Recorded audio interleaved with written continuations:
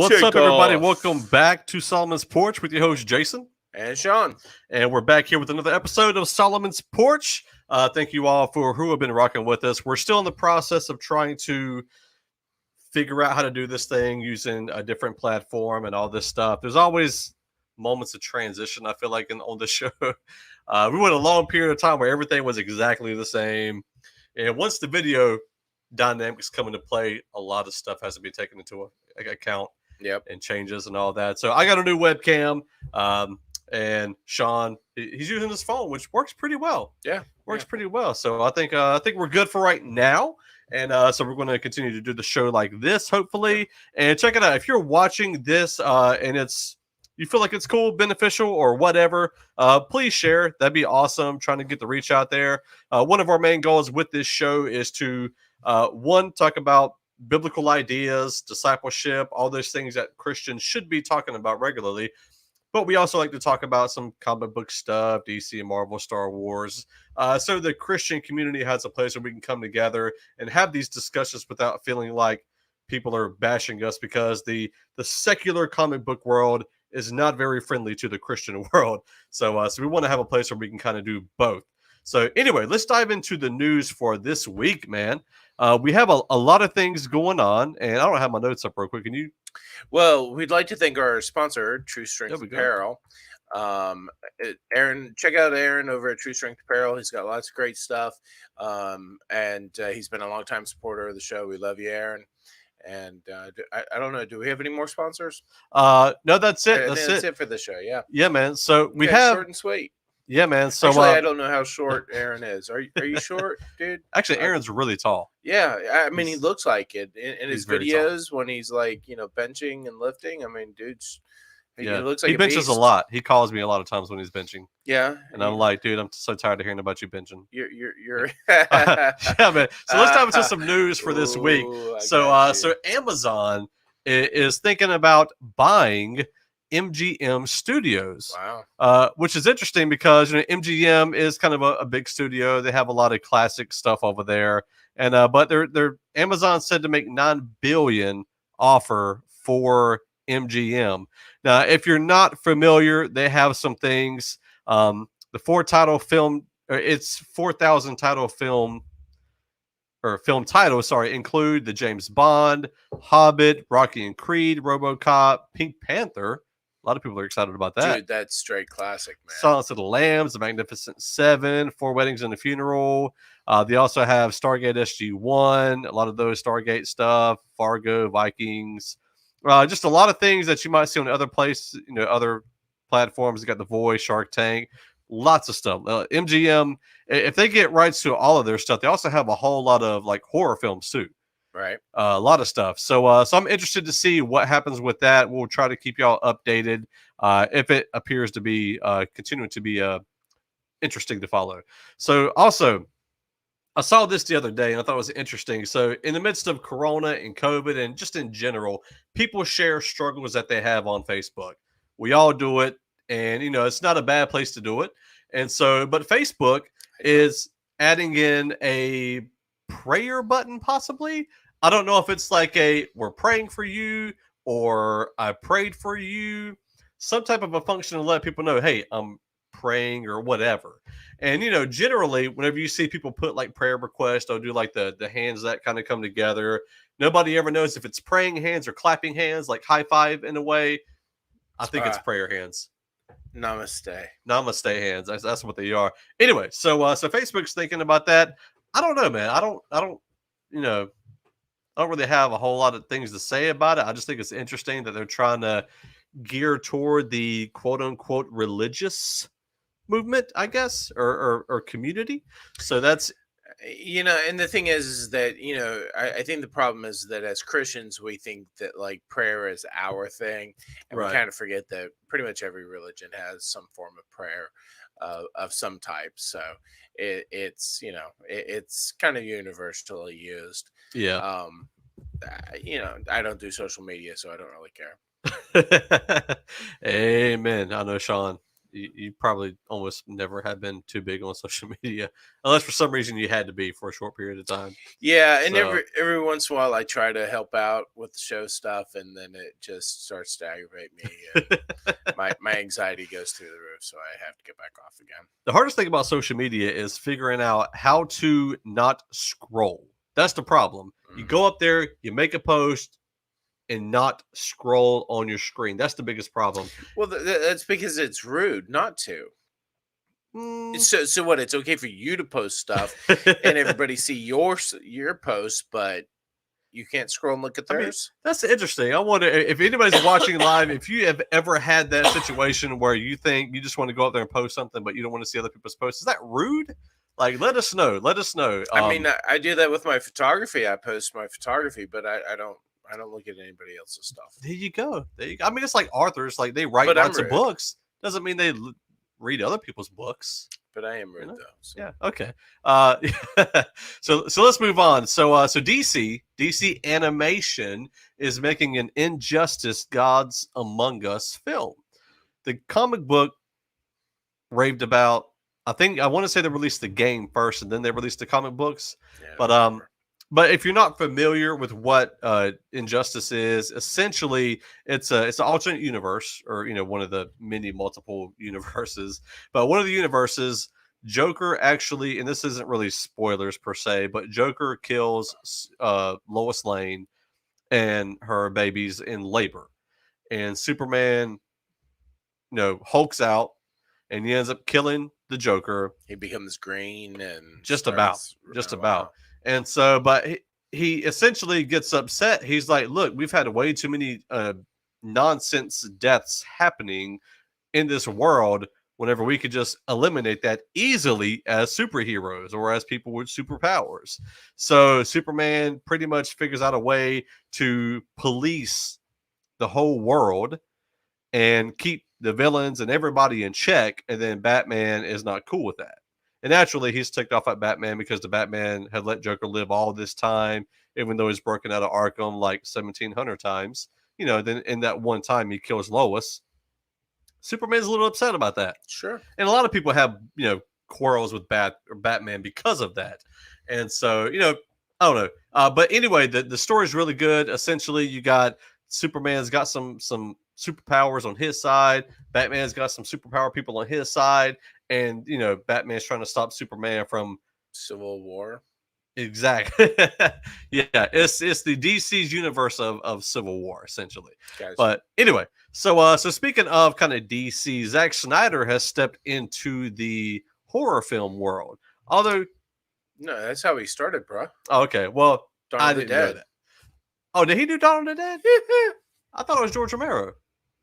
Well, the Okay, OG, okay. but yeah, no, the redo. Okay. Anyway, Yeah. so he did the Army of the Dead film, and he borrowed Dave Bautista, which, if you don't know, that's Drax from the Guardians of the Galaxy film movie. So that movie is now released. I haven't seen it yet. Part of me wants to watch it just because I'm interested to see what Zack Snyder does with it. But I'm curious to know if anybody has seen Army of the Dead. Let us know your thoughts. Was it a good film? What are the pros and cons of it? I thought it was all right. You thought so? You did see it? Yeah, I watched it. Oh, so what were your thoughts? Other than all right. Yeah, no, really, just mostly all right. Okay. The thing is that I'm not one for like a whole lot of overt gore, Right. and it starts off that way. Some unnecessary nudity, but whatever. Yeah. And man, a lot of F-bombs. Obviously not a family friendly movie. Honestly, I have anxiety issues, so watching it just kind of makes me uncomfortable anyway. Gotcha. But the storyline was kind of cool. You've got this sort of virus thing that kind of gets loose, and it's actually already infected a person, or maybe it's an alien. It's sort of implied one way or another, and starts letting loose in Las Vegas, takes over Las Vegas. So they put a big fence around or wall off Las Vegas to be able to help contain it. Las Vegas is um, overridden with evil. So depending on where you are and what your feelings are in your faith about Las Vegas, anyway, you might say it's already there. But anyway, moving along, they Move along. Move along. they they the anyway the story is that some survivors that are really cool, really good at taking out zombies, have to break in and steal a bunch of money, and most of it's going back to the original owner, while they get a cut and whatever. And then you find out that there's some extra stuff going on in there. And anyway, it's kind of neat. It's a good story in that. um but yeah, and some of it's just super predictable. But yeah, I don't know, man. It's to me a lot of those movies, unless it's like Zombieland where it's just stupid and Right. funny, then it's actually depressing. And I start to think about, and you guys can hate me if you want to, but I started thinking about folks like Zach's daughter who Right. struggled with depression. Mm-hmm. And so for others of us that do struggle with those types of things, when watching these kinds of films, I mean, he's putting it out there and for an entertainment value. But if I'm watching it, if I'm consuming it, and I don't really have a good idea as to what I'm dealing with in terms of my issues, man, this thing could really kind of set you off. It's not productive in any way. So Yeah, I mean, I would steer clear of it. none of these movies are productive in any way, shape, or form. They're Well, just not even productive I mean, barely productive in an entertainment value. Okay. Because that's how it's usually written off as. It's just for entertainment. Yeah. We're just enjoying watching the show and the story, but it creates so much anxiety. And write a book.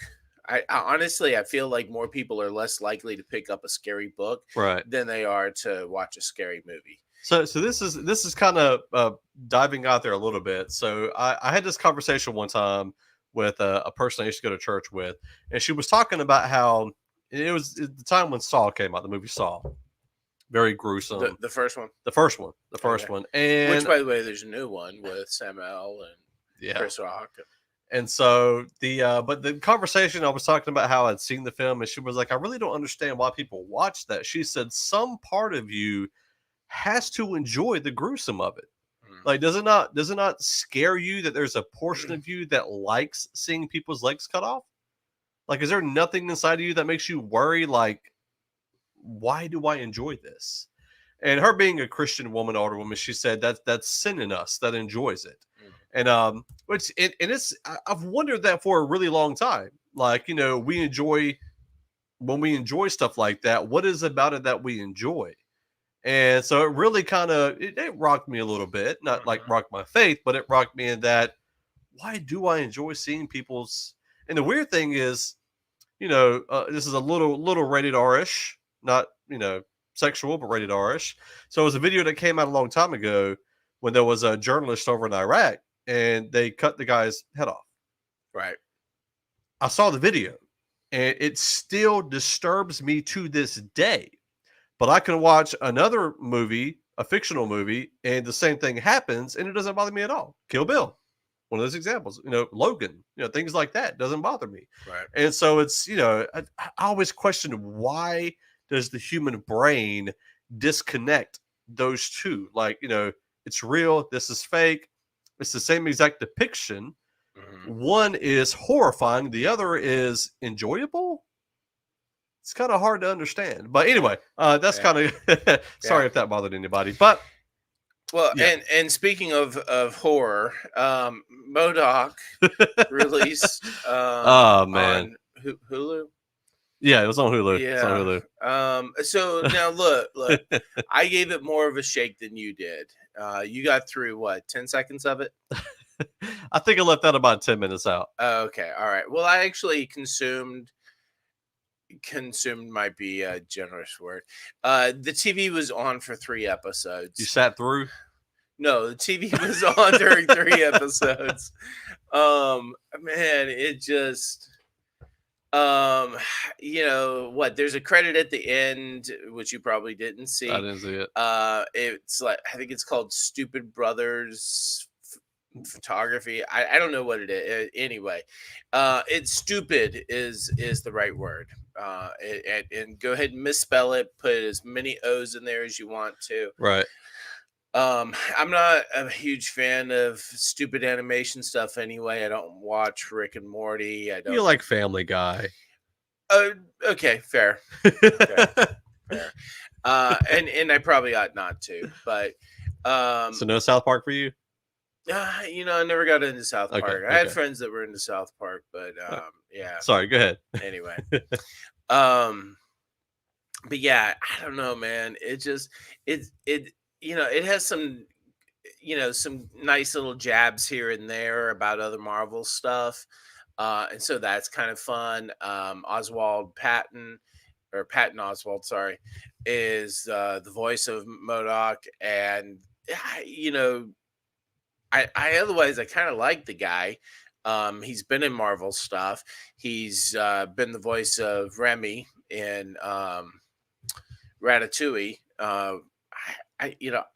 don't know. I don't have any reason to not like the guy really, except that this was like, it was like, oh man, I got to pay the bills. So yeah, okay, I'll take this job.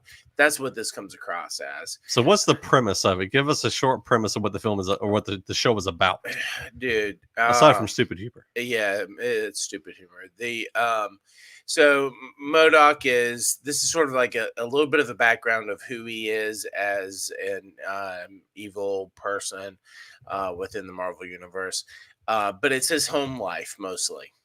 So you meet his wife and his kids, and it's what does he do when he leaves AIM? So when he leaves work, what's the background information while he's at work? How is he interacting with coworkers and other things like that? And it's just it's so moronic. Yeah, I will say the only part of it that I kind of sort of thought was humorous, and it's one of those things that everybody always asks, but the films never really address it. They try to touch on it a little bit during Falcon Winter Soldier. Like, well, how do you guys get paid? Like, what does that look like? Then we're talking about a situation where like all these planes and all these things were blown up, and all this money just exploded. Okay, so your last attempt at taking over the world cost us $30 million in planes, $5 billion in weapons, whatever. And then 1995 to create this for the software that creates the price tags for all these things, and he was like, "Oh, just get rid of that software program. We don't need that $20. Just cut that. Yeah. And then we'll balance the budget." That was the only thing I thought was somewhat humorous, was because they approached that from, where's all this money come from? How does this not bankrupt? And that leads into the premise of the sort of ongoing story there, which is that another company buys out AIM and is trying to take control. And anyway, so it's really not worth watching unless you just like really, really stupid humor. And hey, to each his own, I guess. It wasn't my thing, and it is adult. This is not a kid show. It's rated mature for a reason. It is rated mature. It's within the 3 episodes I saw. It's only really because of language. There's a little bit of graphic violence in a way, but I mean animated blood splurts. Saw an arm get shot off in the first episode. Yeah, that's there was a animal violence to a degree. Yeah, and a weird looking animal to a degree. Yeah, and that one actually blows up later. Okay. Yeah. Spoiler. Yeah. Oh, oops. Well, let's go on to a better animated show. Bro! Much better animated show. Okay, so I still have the same gripe. Bad Batch, the little girl, Omega. Well, that's how she says it. Omega, yeah. Yeah, she says Omega. Spelled Omega. Well, and everybody else calls her Omega. Yeah. So anyway, that's my only real still gripe. We're 3-4 episodes in now. Mm-hmm. But best part of all, Fennec Shan shows up, dude. I was like, you catch the backside of her in one scene, and then a little bit of a glimpse, and you're like, oh, dude, is it really? Oh, now look, if you follow, I'm gonna totally butcher her name. Ming. I don't know. You could try to pronounce it, but I'm pretty sure. Ming-Na Wen. Okay. And I hate that I've just never looked it up to see how you're supposed to pronounce it, and that's my bad. But anyway, I'm pretty sure it's Ming-Na Wen. Great actress, great voice personality. But she's almost 60 years old. That's incredible. She does not look like it. And think about the stunts that she does, man. I mean, dude, anyway. But she if you follow her on social media, you already knew she was kind of blasting out there a little bit too much about Bad Batch for her to not be in it. Me personally, I have no clue about these things unless my daughter tells me. So in other words, my contribution to the show is going to significantly drop off when my daughter moves out. So, you guys should pray that doesn't. What we need to do is we need to give her access to our social media so she can share that stuff for us. No, she doesn't really get on quite like that. She just looks and scrolls. Well, then we need a group chat where she can inform us. That's what we need. She does. She sends it to me. Okay. Yeah. And then I have to try to remember to look it up again. Gotcha. Yeah, but if you don't know, she was also in that character was in Mandalorian. Yes. She was the one that was with Boba Fett toward the end, the latter part of season 2, and she's going to be in the was it the Book of Boba Fett? That's our understanding. Yeah. So she's going to be in that. So it's really cool to see them intermix those characters. I also heard that, I don't know how true it is, but the character from Star Wars Unleashed 2, somebody on my social media actually told me, is that the main character from that, he was an apprentice of Darth Vader who leaves the dark side, that apparently he's going to be somehow been interwoven in the Bad Batch. So I'm excited to see that happen, just because the game is really awesome. I like that character. Honestly, the game characters are phenomenal, man. Cal from Fallen Order. I really hope they can get him in somewhere, and that'd be exciting too. Well, coming back to Ming-Na Wen, just because I feel like I need to put it in there. We're having a lot of Asian violence. This is also Asian, Pan-Asian, I forget what all it's called, a month. Right. And Pan-Pacific, I don't remember anyway. And that's not to slide anybody. I can't recall.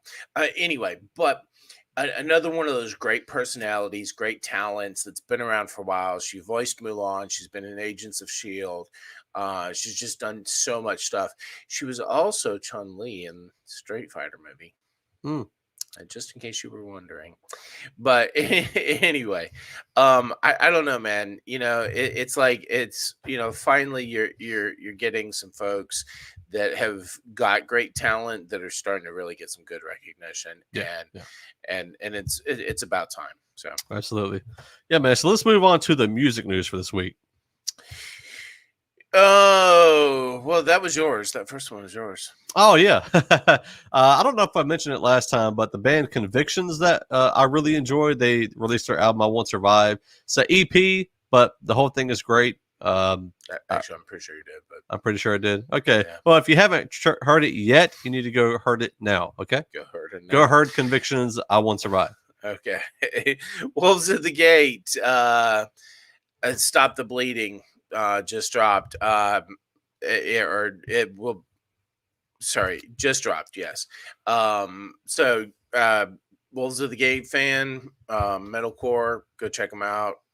Take a look at Stop the Bleeding. Collision of Innocence, Possessed will be dropping on May 28th.